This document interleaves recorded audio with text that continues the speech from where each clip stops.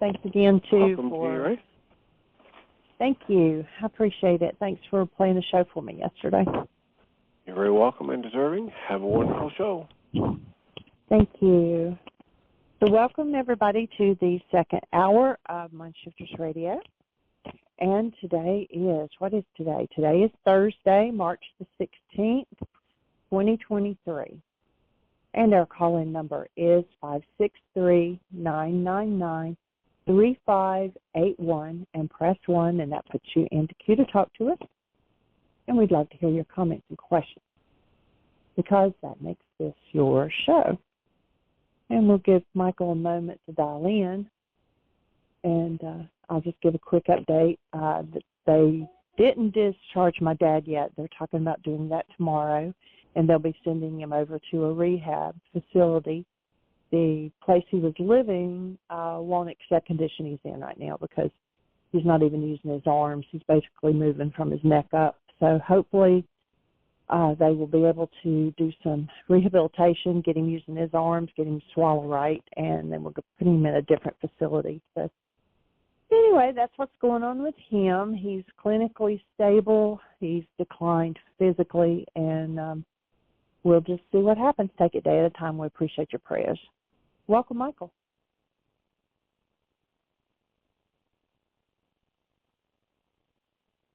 Hello, Michael. Well, I'm not sure what's going on. Oh, there he is. I'm here. I made it. Came in and it interrupted us. So welcome, everybody.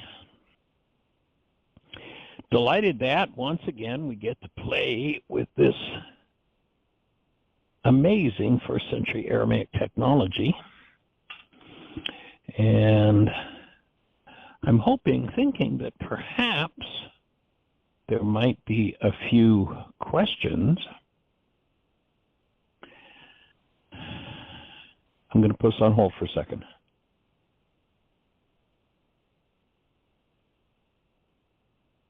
Okay, I'm back. So Linda was calling in. I think she was meaning to call the show number, so I just let her know she was calling my number instead. So, anyway, as Jeanie says, things have been busy here. And Jeanie did separate out that last show that we did on just the whole synopsis. I kind of was like I was on a roll, and I think got a really nice synopsis of information on the whole forgiveness process, perception, just the way the whole thing comes together. So you might want to listen to that show more than once, and it's now under the special shows on our website, so you can give it a listen anytime that you choose. And that's what we're here to do, to provide the tools, to provide the input and support. It's interesting, I'm not sure that I mentioned this the other day or not, but it's been on my mind since I read it. There's some folks that were kind of arguing on Facebook and a Course in Miracles group, and apparently Helen Schuckman, the woman who brought the Course through, said that the Course was only for 5 or 6 people, meaning that very few would actually understand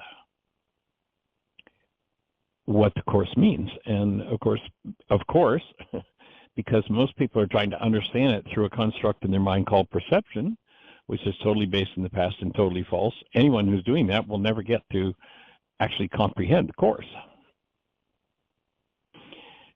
And so our objective here is to recognize that words are not here to explain to us the way things work. All words are reflections of perception, and perception being a construct of the mind from the past, and having words to describe what's gone on in the mind from the past will never tell you the truth about the present. And there's a reason why they call it the present, and that's because whenever you're actually there, you get to experience the presence of love, your human life. And when you start to construct your world through that aspect of yourself, then you'll understand the Course and everything else.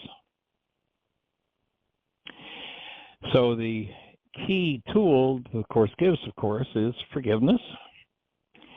Coming out of the first century Aramaic language, I had no understanding when I read about forgiveness in the Course. It was just, well, of course, the old thing of you let people off the hook for what's happening inside of you, and that's called forgiveness.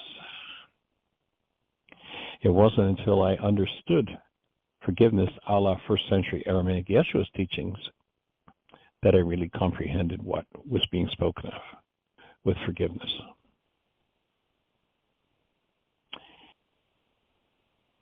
And when we realize that everything is energy, and energy, when distorted by the presence of energetic patterns that don't belong in it, begins to look distorted and diseased.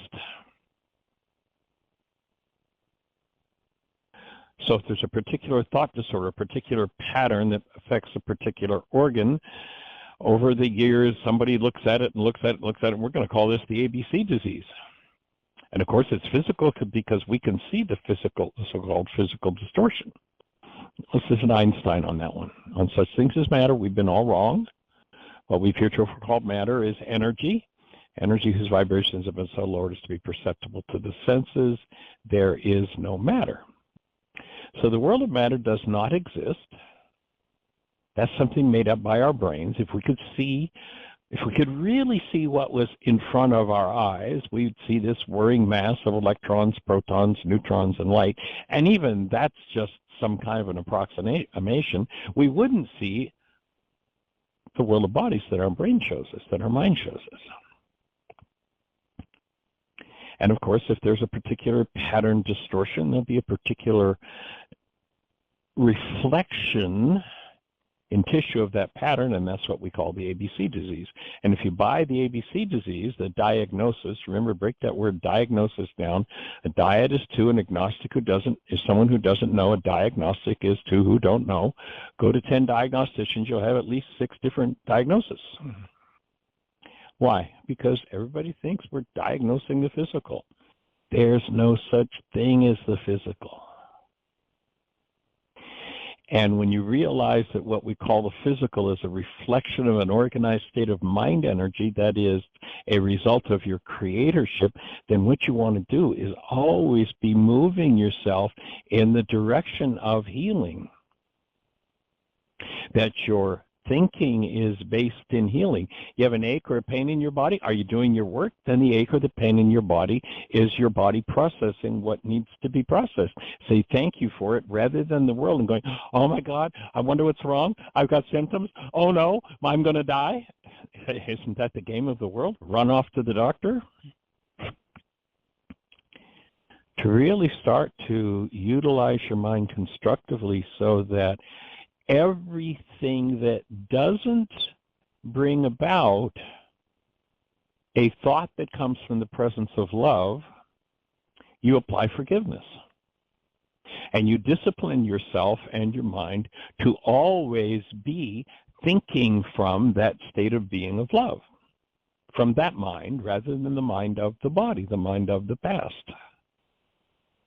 Carbon-based memory, the mind of man. Remember that story of Peter? You know, he's allowed to bring a sword to the Garden of Gethsemane, and he goes after the high priest's servant.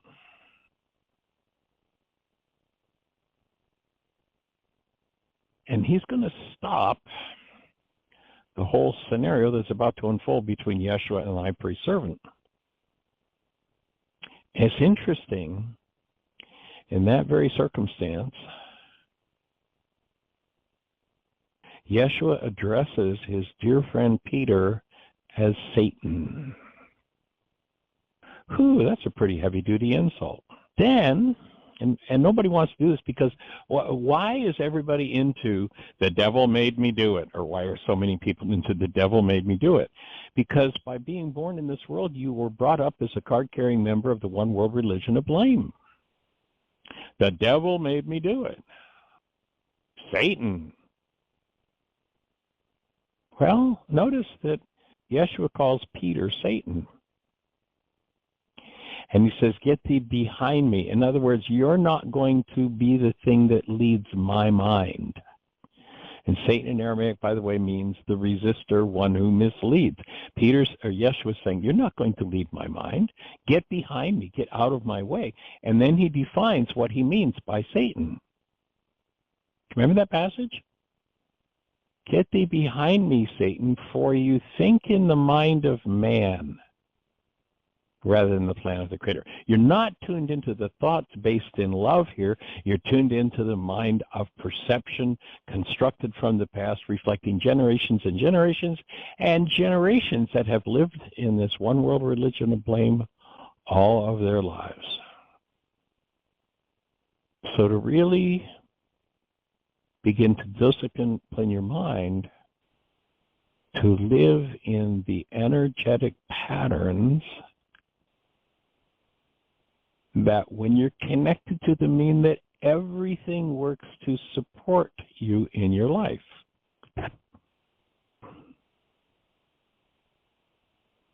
Notice how many thoughts the world has fed you about how this can go wrong and that can go wrong. You got to be careful about this and you got to be careful about that and you got to do this and you got to and you got to and you got to and you got to and you got to. Stop it. Make sure that the only mind you think with is a conscious, active, present mind of love, and set up the energy patterns that build your physiology so that no matter what happens, you stay connected.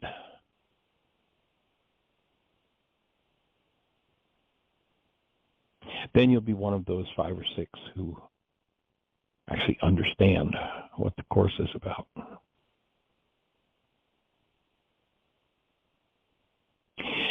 So, Miss Jeanie, do we have anybody in the phone queue with a hand up or anything happening in the chat room? We've got Miss Aria today, which is pretty sweet. She picked me flowers on the way here this morning. That was pretty cool. She was talking about spring and everything blooming, and she was excited to have warm weather today. Yes, our peach tree is blooming out gorgeous flowers, and it's a little premature because it looks like we're going to have some 20 or so degree weather in the next week or so, but I guess they know what they're doing.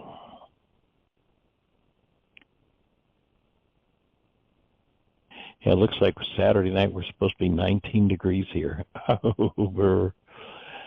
So we've been covering the peach tree. Anyway, Jeanie, what's happening? Well, it'd help if I'd unmute myself, right? It would. I'd be able to hear you then. Yeah. So nobody has, well, Susan's hand's up, but I think she was talking to Dr. Kim, but I'll turn her microphone on. Welcome, Susan. There you go. Good catch. Hey, young lady. Jeanie said you were on that show the day before yesterday. Was I on a roll or what? That was fun. Hello, Susan. Stepped away from her phone. Yeah, probably. So her hand was probably up from Dr. Tim. So I put a direct link to the edited version in today's notes as well, so that people can click on that. It explains the forgiveness and collapsing of the mind and perception and all that stuff. It was excellent. You did a good job, baby. Yeah, I thought it came together really well. It was like, ooh, you know when you're on it. So if someone that's a show one, yeah, you'll be first in line. No waiting. I was just going to say that's a show that somebody, you should download that and keep it on your phone. And if you're new to the work or you've only been involved for 2 or 3 or 5 or 10 or 15 years, listen to it at least once a week. And what will develop out of that and the practice that will come from it will be mind-boggling in taking your work to the next level. Sometimes, and this is more and more recently, for me personally, spent 50 years developing this, and it's in the last 2 or 3 years that the deepest levels of work have happened, and several times in just the last year, it's been like, oh, I'm finally starting to get this. I'm finally starting to understand.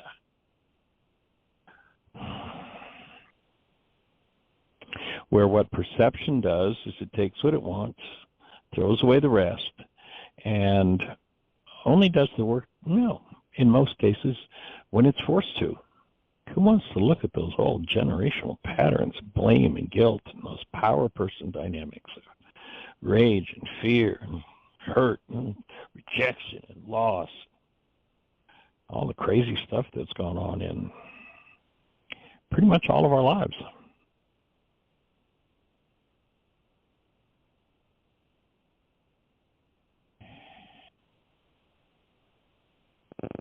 I did get a text earlier today from someone who is doing the course, the codependent self-study intensive, and he's actually going to call in tomorrow.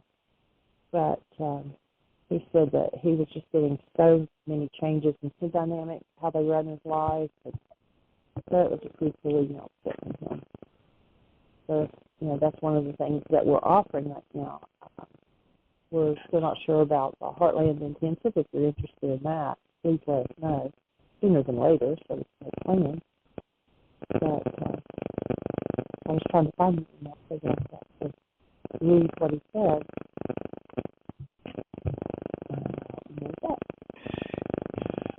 Yeah, if you're ready to take your work to the next level, one of the most current offerings we have to intensify your work is we have a self-study course, Codependence to Interdependence, that includes the workshops in a pretty deep process-oriented format. Why is this happening to me again? Healing through relationships, communication, did you hear what I think I said? And Codependence to Interdependence. And it's a self-study video series that includes actually 2 full intensives, all of the teaching work, all of the question and answer sessions, all of the processing. So if you're really ready to key in and do the next level of your work, or if you were part of the intensive when you did it online, here's my suggestion. Go back to the video links, look at your personal code evaluation scores, and do it again. Go through the videos again. They're going to have a whole other level of meaning, and I'm saying that from experience. I taught it, and I've been listening to some of it, and it's like, oh, geez. It's like each time that you hear it, the mind, perception, can get closer to building an accurate picture, and you go, oh, I got it. And then you understand why it's so important to collapse what perception does to make space for direct input, direct information coming from the mind. So if that's something that you're ready to do, you could call me if you've got my number, or you could drop Jeanie a note, Jeanie at whyagain.org, Jeanie at whyagain.org, and give her your name and phone number and tell her you're interested, and I'll call you and we'll get you set up to do it.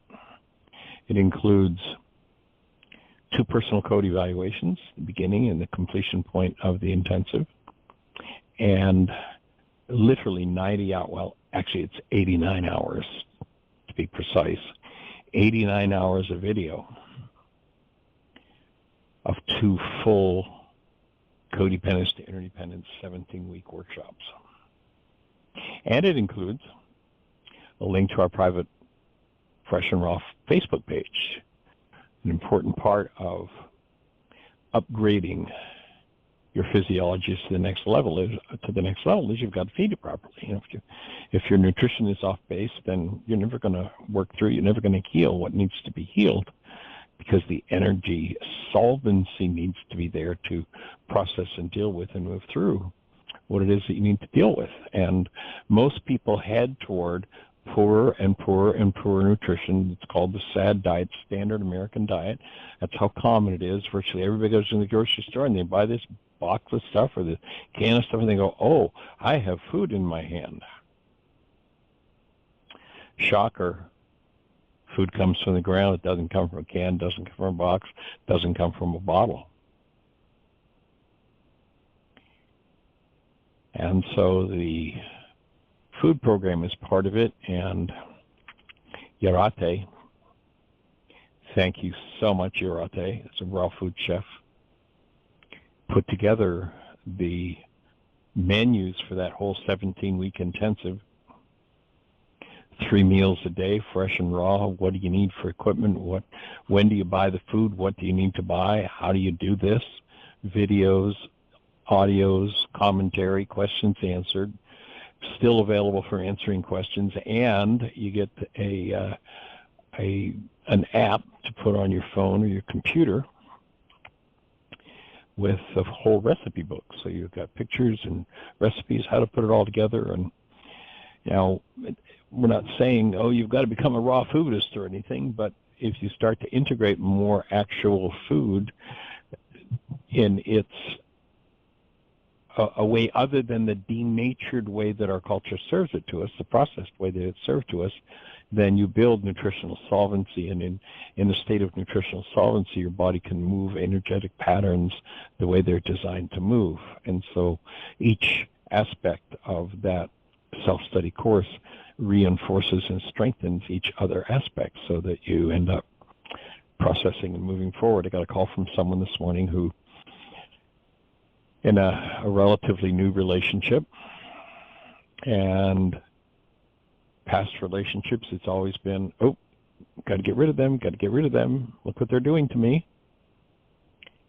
And this is someone that's doing the codependence to interdependence self-study.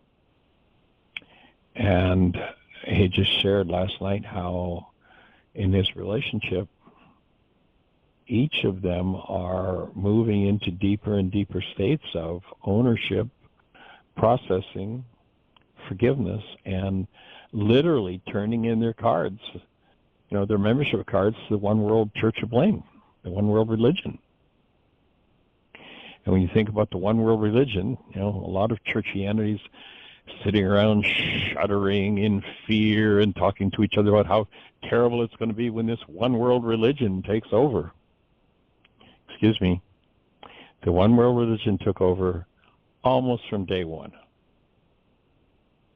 It's been here for thousands of years. It's a One World Religion of blame. When did it start? Well, the earliest record we have of the One World Religion of blame started when the whole thing happened in the garden. They say it was the apple in the tree. It was actually the pear on the ground. But you remember some of the earliest words out of Adam's mouth were, God, that woman that you gave me. It's like, God, you're the problem, and you gave me that woman, and that woman is the problem. That blame game is still going on the planet. How long has the One World Religion of blame been operating? Oh, my God, forever. We were all brought up in it. We were all card-carrying members. And it's not an easy one to quit. You can just see it. If you're watching the news lately, you can just see, even some of the, what are called the top, most powerful, wealthiest, richest billionaires in the world are playing this victim blame game. Well, look what they're doing to me. And none of this is, I am the most powerful. I've got the best ideas. I've got the best words. Only I can figure it out, but can't figure out his own life. Oh, I'm a victim. Look what they're doing to me. I'm not mentioning any names because that description could apply to more than one person. But, take a look. It's like in true living color and Dolby sound all over the globe. And the day you take a breath and go, when you want to blame somebody, you go, I'm wanting to blame somebody for what's going on inside of me. I want to believe it's their fault that I'm feeling this, that my physiology is generating this. Growing up out of the childhood game of blame into adulthood is not an easy task. But it's one that everybody sooner or later has to do. And the Codependence to Interdependence Self-Study Intensive is one of the ways of doing that. So, if you're ready to take it to the next level, let us know you want to register.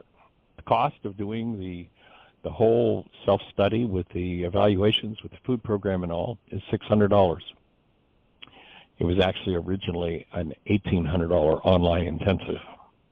And you get all that online work, all that online conversation, all that online processing and teaching from not one but two intensives. And the next time we do another online Codependence to Interdependence, your membership in that will also be included for that $600. It's a pretty good deal. 90 hours of video. What's that? Well, it's not for the included with it. It's $600 off of the cost of the next online intensive. Oh, that's right. Pardon me. Yes, you're right. Yeah, whatever you've invested here comes off of the cost of the next. So, yeah. So this one becomes, the self-study becomes free, actually, if you do an online intensive. Thank you for reminding me of that. I just have this old mindset of I want to give it away and give it away and give it away and give it away so that everybody on the planet has it. And sometimes I have to be reminded that we have to pay the bills. And if this is benefiting you, we invite you to support us, to assist us in doing that, especially since we're not on the road anymore. And, things have changed a little bit. So did you find that gentleman? I did. Oh, cool. And like I said, he's going to call in tomorrow. But he says, I'm at the point in the program of writing letters to my power person. I'm describing how I will follow my own advice. I've just got a call from the hospital, so I'm going to switch over. Okay, I'll take it here. So they're supposed to be releasing Jeannie's dad from the hospital tomorrow, and just all kinds of stuff going on. Where is he going to go? He's going to have to go to rehab. He's actually been doing quite well, and one of the challenges he's had with what's going on in his body is that his muscles have been weakening and his swallowing hasn't been proper. And in not swallowing properly, he's been aspirating food into his lungs, and that means that lungs go to infection, and that sort of laid him low and has landed him in the hospital. So if you would send love in the direction of James Blaine Morris, right here in Bristol, Virginia. He could use the support, and so could we. It's been a pretty intense time. And actually this afternoon we're going over to pick up his new wheelchair and some of his things from the rehab, or from the residential facility that he's been in, and take them to the rehab that he's going to. And it looks like we're going to be having to move all of his furniture out and move him to a new facility, because he's not going to have the same, or at least depending how the therapy goes, he doesn't appear like he's going to quite have the same level of competence that he had. And so he's going to need a new level, or a new depth of care. So if you're out there in listener land, our call-in number is 563-999-3581. If you call that number, you're listening to the show live. If you're on one of those stations where we can't see you,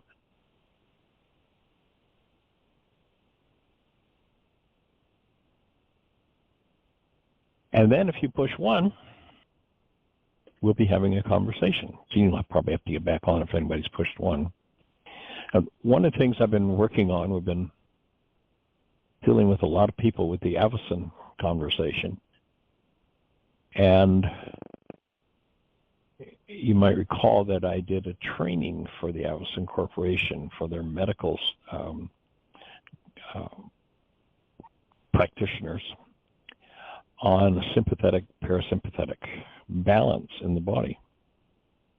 And just the last day or so, I've had a lot of intense conversations with a lot of people about their experience with the ACIM and how when people are in fight, flight, freeze, fawning mode, fear mode, to survive, blood is shunted to the larger muscles in the arms and the legs to empower us to fight or run, and to the lungs to allow us to take in more oxygen to fuel that fight. But that's not a healthy or normal state for the human form.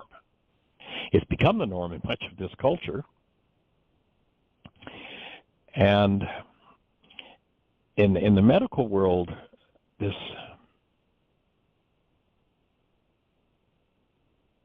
sympathetic dominant state has come to been thought of as a state of physical alertness and a physical problem.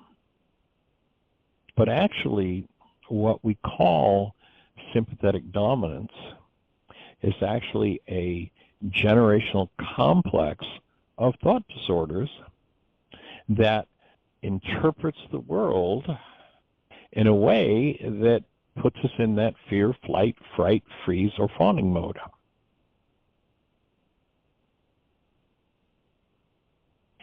And so, while the ACIM tends to shift people into parasympathetic mode, so the rest, digest, regenerate functions of the structure take over. And so physiologically, it's like a monumental step forward in vitality and function, but sooner or later, the thought disorders have to be handled. And there's only one way that I know that you can consistently, persistently remove thought disorders that produce this survival mode, and that is to remove the mind energy from the tissue. You remember we talked about the work of Bruce Lipton, where Lipton shows us that when you think a thought, that thought produces a molecule called a neuropeptide, and that neuropeptide circulates around in the cell, in the structure, until it finds a cell with a receptor site that matches. The neuropeptide, the molecule, lands on a receptor site on the cell and inserts itself in the cell. And that neuropeptide in the cell looks like the presence of chemistry that changes the so-called chemistry of the cell. But it's actually mind energy appearing as chemistry. If you go to the opening words in John, when you go to the Aramaic, the wisdom that's in those books is just monumental. But the Greeks, well, if Yeshua sat in most places where they talk about the Greek so-called translations, which are really not translations but interpretations, Yeshua would say, that's all Greek to me. It describes the Greek constructs about those ancient teachings are all perceptual constructs of the mind from the past.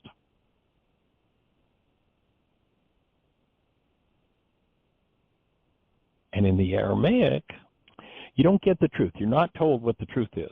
That's something that you can't do with words, because words are reflections of perceptions, and perceptions are just constructs of the mind. That's why it's so important to understand how to collapse a pained construct and to access what underlies it to clean it up. That's the forgiveness process.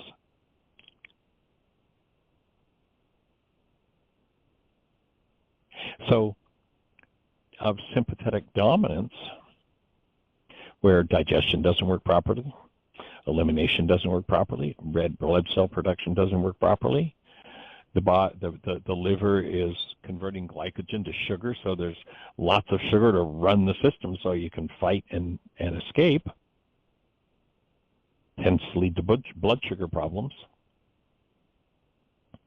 Well, when you handle the mind energy that keeps the whole structure on alert and in sympathetic dominance, finally you can take a breath and relax.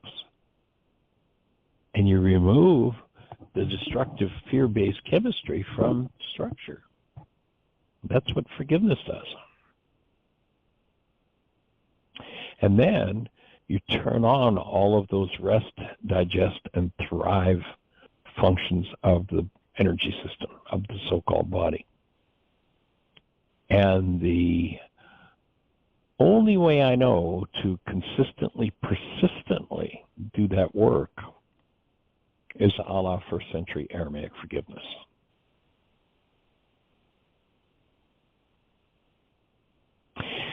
So anyone who's in any kind of pain or trauma is in pain or trauma. I mean, short of somebody coming and punching them in the nose, cancel the thought. If someone's in pain or trauma, they're in pain and trauma because there is the mind energy of pain and trauma within them.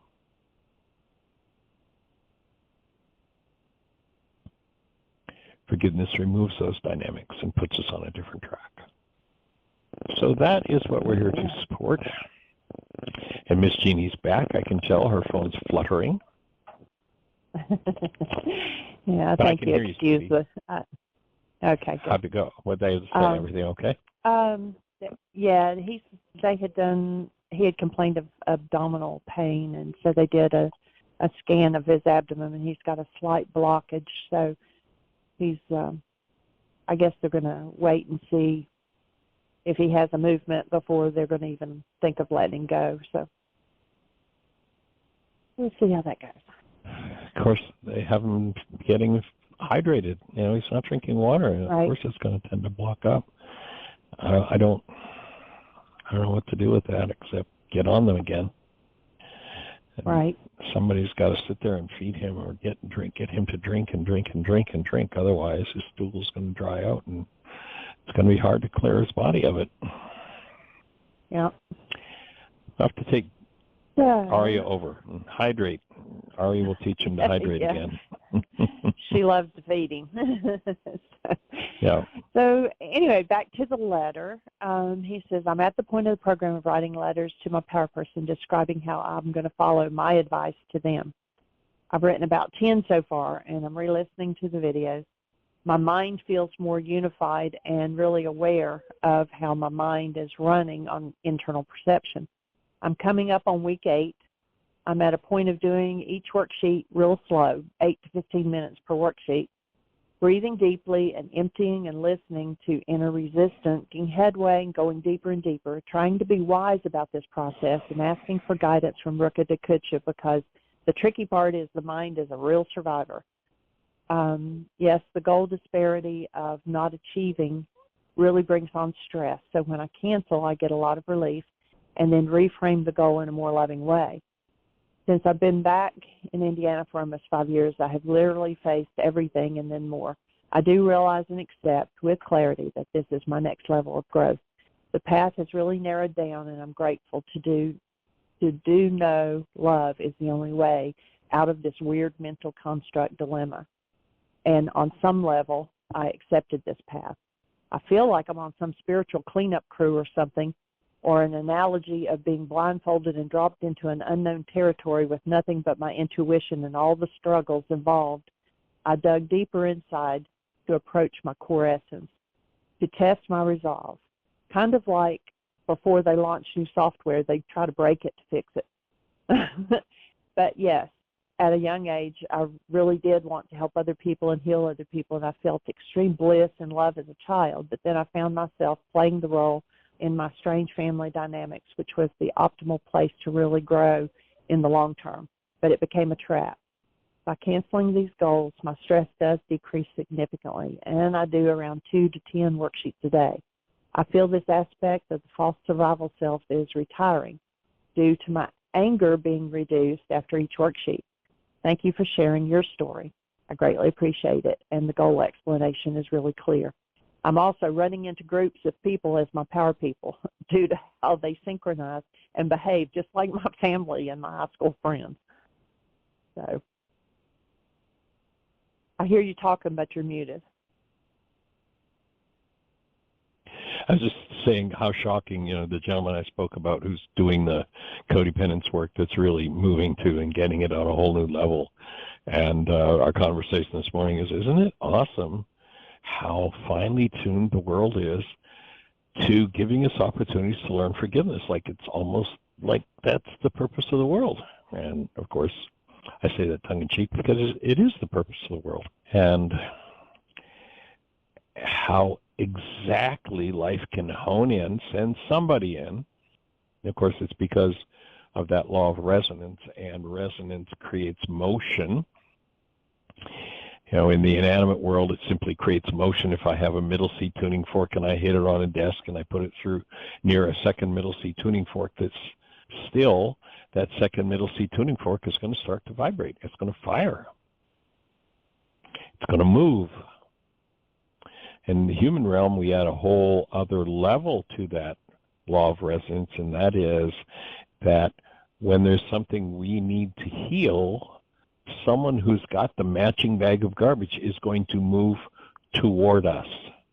And it's going to be motivated to do behaviors that will kick us right square in that very, very tiny, precise, specific limitation.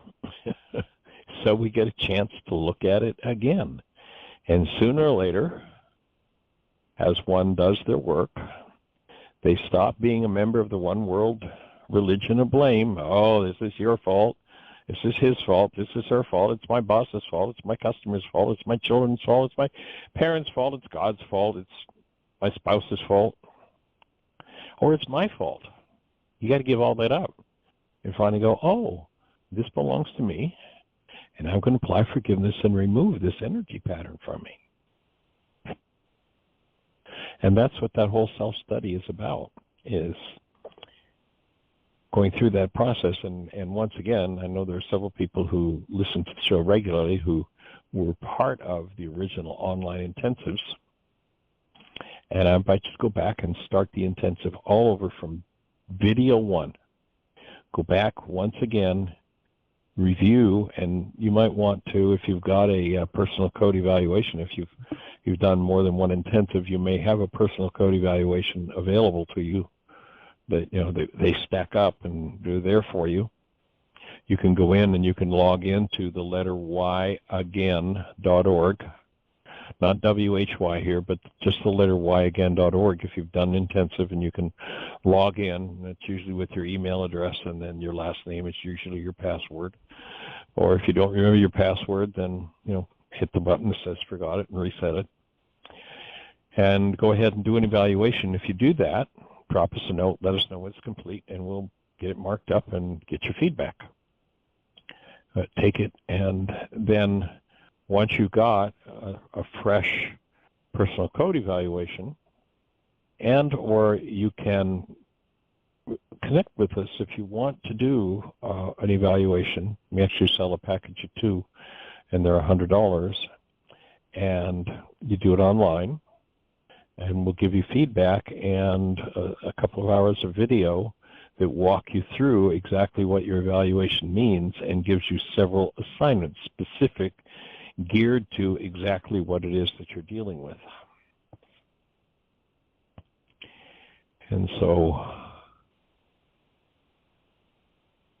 go for it and start the videos from number 1 all over again, and I promise you it's going to have a whole new world of meaning compared to what it had during the actual intensive. So rock and roll, and we're down to about 17 or 18 minutes, so if you're out there in listener land, let's have a conversation. Our call-in number again, 563-999-3581. Call that number. You'll be listening to the show directly if you're on one of those stations where we can't see you. And then if you push 1, that will raise a hand in the control panel, and we'll have a conversation. And we have a hand. So, Ms. Jeanie, oh, great. Let's say hello. 864, I believe it's Joe. You're on the air. Hey, what's going on? Hey there, young man. One of the 5 or 6. Tell us, what's on your mind today? I was just talking about you. More of the same, to the opportunity to work on my forgiveness, on forgiveness.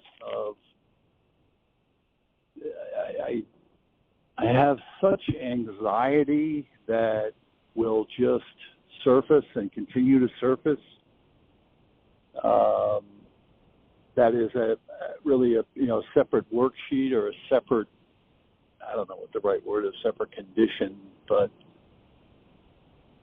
as you and I had talked, had some real good conversation with Susan and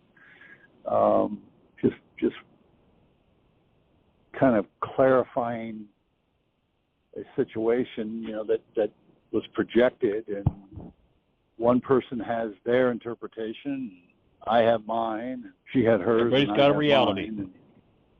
Yeah, everybody's got a reality, and it's just okay. Let's peacefully lay this down and take a look at it. And but I can tell you that after, even now, since that happened this morning or yet last night, it's just, I'm amazed at how part of me just wants to run or just abandon the, just run, just get away from this. Yeah. Just like with your power person, right? Yeah. If I could just exactly. get out of Let's here, then everything would be okay. Exactly. Yep. Everything will be all right. Yeah. I'll go. The big lie. Yeah. Yep. So, anyhow. So good breath. Yeah. And then, other than that, I mean, Addison is performing. Matter of fact, I'm just headed home right now where I'll do a 15, 20-minute, I think probably on my left hand, and it's certainly, I can't say that I don't have enough time in. I guess I've had it a couple of weeks now and trying to do it at least twice a day. So. Yeah, I'd up that time to 30 minutes. Yeah. I will say this. I do think my bowels are moving differently, which is right. Always a good thing. So yes. And you were saying there's some shifts going on in your shoulder and was it your shoulder, your arm, and your back? My lower back. I had more tingling back there. That that used to be, as you and I have talked, that used to be a chronic issue, and it's not anymore. And now this seems to be enhancing even more so, where it's awesome. My shoulder. Yeah. Mm-hmm. Go ahead. No, my shoulder is going to take more time, like I said, in terms of. But I cannot evaluate it just yet. Just gotta up the time and consistently use it. I think that's the biggest challenge, because it's funny because once you put your hand in the machine and you turn it on, then of course the phone rings and it's over in the kitchen and you're in the living room, or invariably I wish I could go get that. It's like, no, just sit here and do this. So it's been a and of course good you do know that if you did, somebody comes to the door would have the button in the center on the right. If you hit it, it releases your hand, just puts it on and pause, and you can go take care of something. And so that's easy. But what I was going to ask you to do, and it might be inspiring for everybody to hear about what happened during the intensive. You had shared with me a while back about what happened in your back and just how strange that was. But it'd be cool if you'd share that. Well, that was one of those moments where growing up Catholic and American, watching TV, watching evangelistic things, faith healers and laying of hands and speaking in tongues and these kind of things. And I can, the way the story unfolded for me, we were at an intensive, and I was sitting on the couch and you were speaking, and literally my lower back was like reconfiguring the way it just felt very liquidy. It felt that things were changing or moving around. It was a dimension of something that it's hard to describe dimensions, because we live in this, like you always say, we live in this three-dimensional world. And when I moved into this other dimension of of what was happening and trying to describe it now is just a phenomenon where my back didn't hurt anymore, or it hasn't hurt like it used to. It just, and that's why I couldn't help but share that with you to say, this was, and then, there wasn't any kind of, it was just the time for it to happen, and it happened.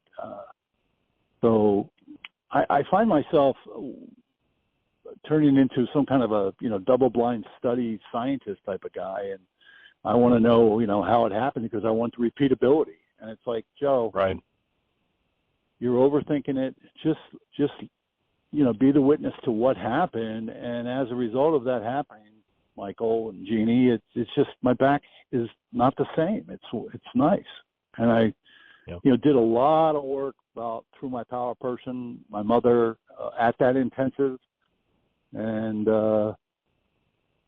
there again, I find myself thinking about dimensions that we live in, or that we're aware of, or really what I believe in, the three-dimensional. Certainly, you were there, I'm over here, and the distance between this and that. Once you get into healing becomes very dimensional, and God only knows. I mean, how many dimensions there could be, or it's interesting. I heard yesterday Joe Dispenza talking about vertical past, present, future, or no, horizontal past, present, future. That's usually how I think of it. But if I turn that on its axis and now we're vertical, past, present, and future are in the present moment all the time. There we are. So that helped me to say, oh, okay, there's a dimensional type of issue there that I'm looking at. And now, there's a shift. Now everything's happening at the present moment. And how many of the possibilities or the creations that I'm responsible for are happening in that present moment. And the thing with my back, again, it's you've always said that, willingness is cosmic grease, and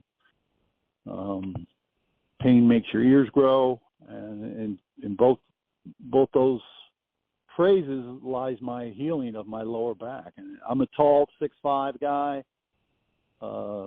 Not to mention I'm good looking, as you well know. Oh, of course, yeah, and funny. Yeah, and funny. The comic, right? You hold the title for comedy. We all acknowledge that. We all, the whole world acknowledges that. You gotta be who you are. I mean, let's face it. You are outstanding in your field. Right? That field over there on the left. That field over there on the left. Oh. yeah, that's right.